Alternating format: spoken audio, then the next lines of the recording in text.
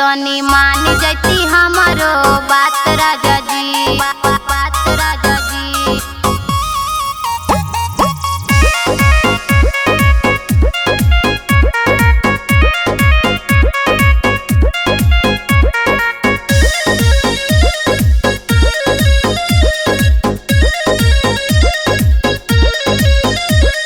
हमके छोड़ के जाने गुजरात राजा जी, हमके छोड़ के जाने गुजरात राजा जी।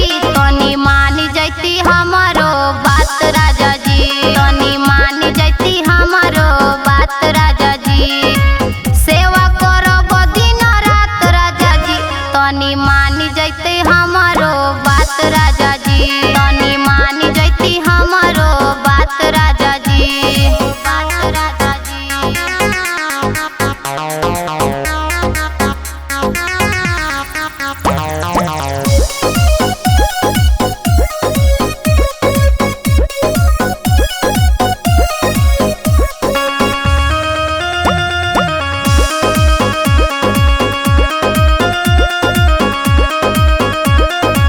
दिन भर कमा के घरे सजिए के आके सुत जइब राजा हो गरम गरम खा के, दिन भर कमा के घरे सजिए के आके सुत जइब राजा हो गरम गरम खा के।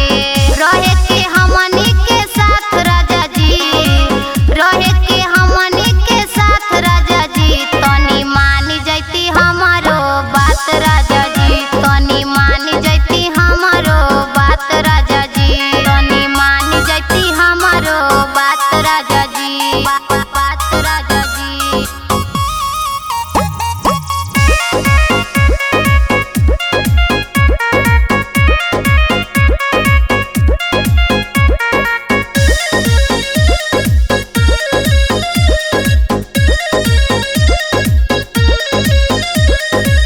अखिया के सोझा रह मन जय राजा हो, जई बजे बहरा पिया सूती के पाद